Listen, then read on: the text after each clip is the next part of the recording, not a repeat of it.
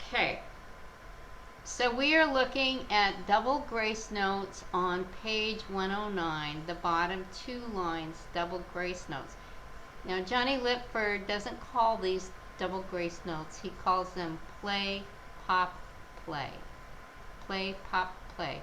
And so that's an easier way to think about them, especially the descending ones, because you're going to the note and then you're going to pop it and then you're going to go back to the note. So it is basically here like this.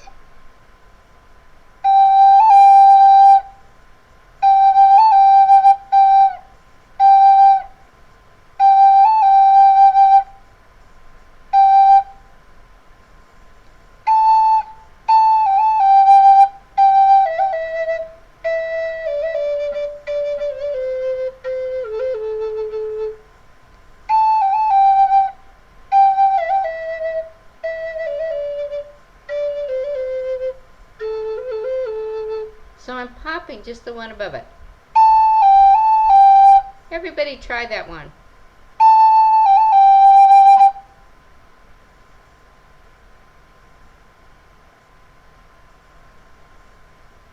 And then it does it again.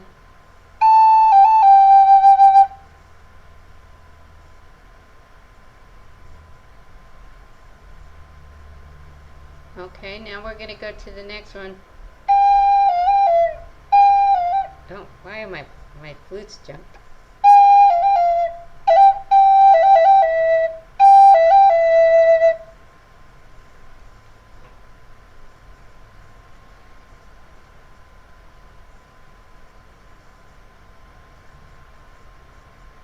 Okay, then down to the next one.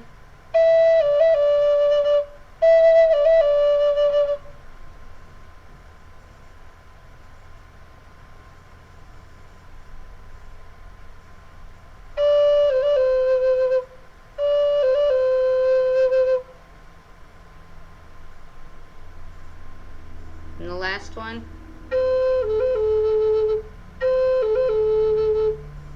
So let's start at the top again.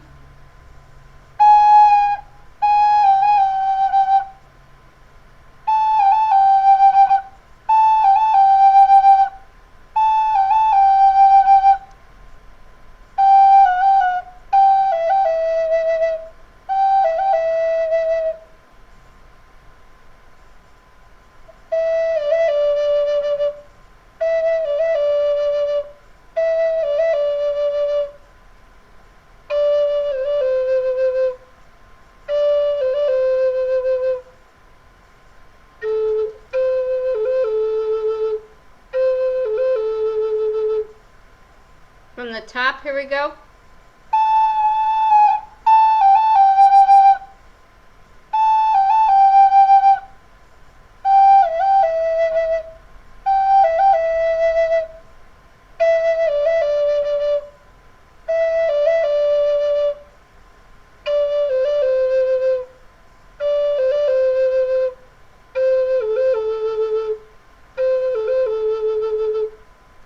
Okay. So that's the exercise that I want you to work on for this week. And we are going to play, we're going to go on, and I know that we have played Silent Pueblo once before. We've played Silent Pueblo already one time. But that's going to be what we're going to be doing this week, is this next 2 weeks actually, is we're going to be playing Silent Pueblo. But I want you to think about maybe adding some things to Silent Pueblo. So now, these notes, most embellishments are on longer portions. So most embellishments happen on the longer note. So you could do some embellishments on the quarter note. On line 3, you could do an embellishment on the quarter note you're dropping, so you could go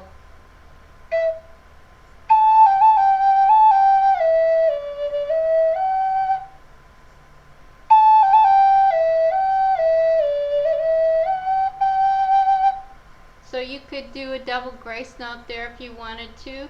You can't chirp on that because you're coming down from the chirping note for the 7 on line 3.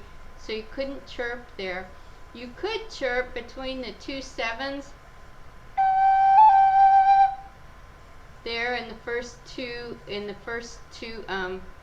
the second measure of line 3. You could chirp between the two 7s if you wanted to.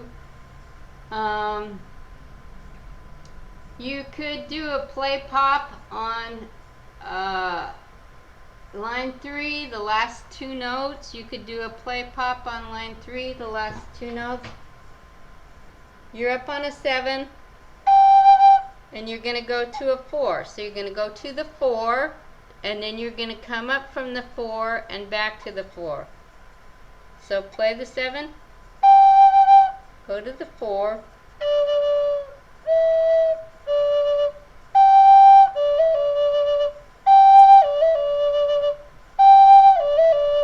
so that's how you could put a play pop in there, or a double grace note in there if you wanted. So what I would like you to do as we practice this Silent Pueblo again is I would like you to add at least 3, possibly 4 or 5 embellishments to it.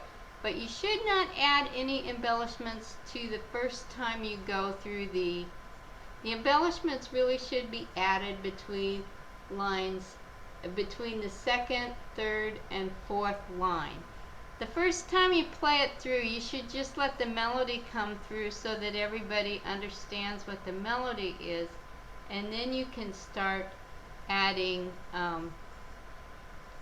different embellishments to it. So I'd like you to add, 3, 4, or 5 embellishments to that. And we've gone over a lot of different embellishments. We've gone over taps. We've gone over cuts. We have looked at chirps. And now we've looked at a double grace note. So you have some choices about what you want to put in there. And one thing you don't want to do is you also don't want to embellish the first note of a phrase. You don't want to embellish the first note of a phrase. You want to let that first note just sit there, and then you can embellish from there. There are certain times that you might want to embellish the first note of a phrase. If it's a real hoppy thing, if it's got a lot of stuff happening, you might want to embellish that. But that's always kind of shocking. And there's several. There's a gentleman in my apprenticeship group who put out an album, and he does this play pop, or he does this every time he starts a phrase on 4, and you just get so tired of hearing it that it's not enjoyable. You think, oh my God, would you please do something else? It's kind of jarring when it's the first note of a phrase, but there may be a time when you want it to be jarring. There are no rules. Scott August says don't do it the first note of a phrase, but there are no rules. That's just Scott August saying that. So there are no rules. Any questions over what we've done? You want to unmute yourself? Any questions? Any comments? Okay, so we will not gather next Monday, but we will gather on Thursday. And I will make sure as we Zoom that you are able to actually participate in the flute circle if you're not going to be there in person. Some of us I have a will question. Person. Yes, Deb. Is the flute circle this Thursday?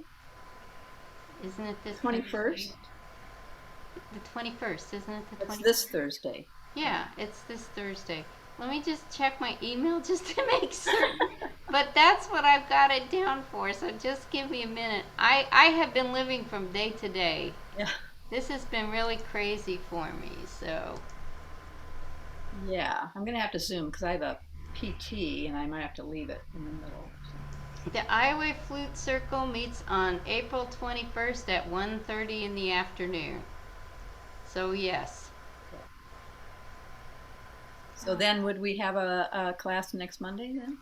Or no? No, we're not going to have a class next Monday. We're going to cancel the class next Monday.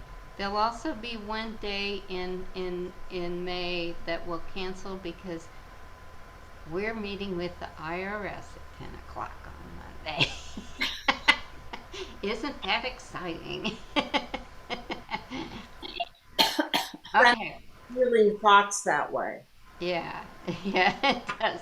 So I am going to be teaching a beginning class in January, February through Ollie. It's a 4-week class. If you know anybody that's interested in taking a beginner's class, there will be a beginner's class then. So, I guess nothing more. I'll send out the video and we'll get on with life. Mary Lou, Yes. I have one more question. Could you review taps one more time? Okay, so taps, and I get them mixed up whether taps are up or taps are down. Just a minute, I just play them. So the taps, cuts are down, so taps are up. So taps are up. So on the page 105, the bottom of page 105. So what you're doing is you're playing the note. Well, you're coming up to play the note. You're coming up to play the note. That's the tap right here on the first one. So now just as a reminder, or when you play that note coming up, you want to hit that second note right on the beat. So you're going to play that as part of the previous notes. It's going to be as part of the previous notes.